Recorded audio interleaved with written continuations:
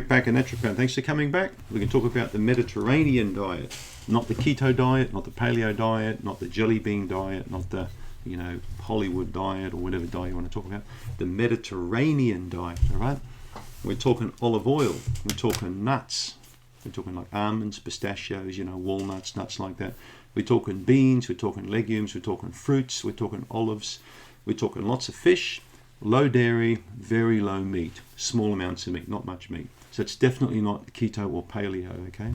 But there is fat in it, and it's olive oil and fish oil are the big fats. So here's a diet. Professor Ailsa Welsh, I think is her name's lady, from the Norwich Medical University. This is a study conducted over 17 years, okay? 23,232 people participated in this study. Men and women aged between 40 and 77.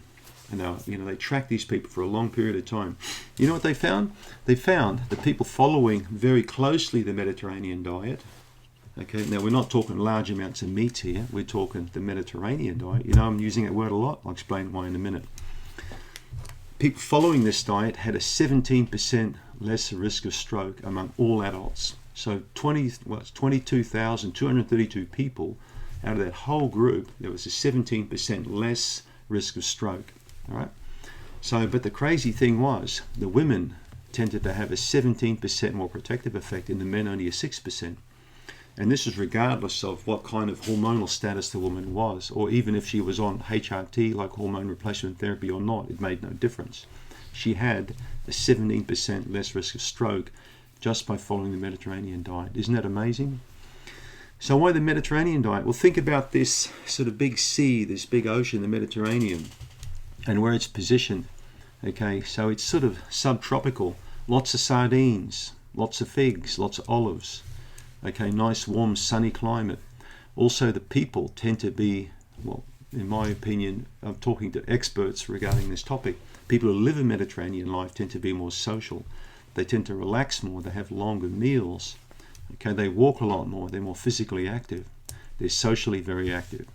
And also, they do quite a lot. They don't sit around playing Xbox all day. So there's a lot to be said for it. I read another very interesting study, and it said now that the big food companies are taking over where big tobacco left off.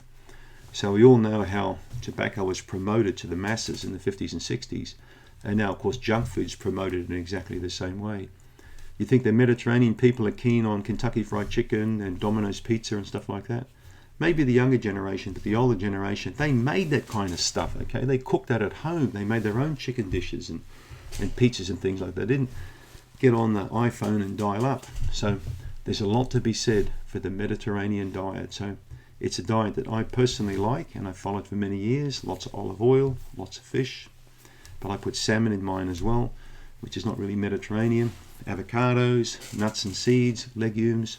These are all very important aspects of the diet. So in my opinion, it's one of the best diets to follow, is this low meat, high fish diet, particularly if you add all those nice summer vegetables and fresh fruits in there. It's a brilliant diet.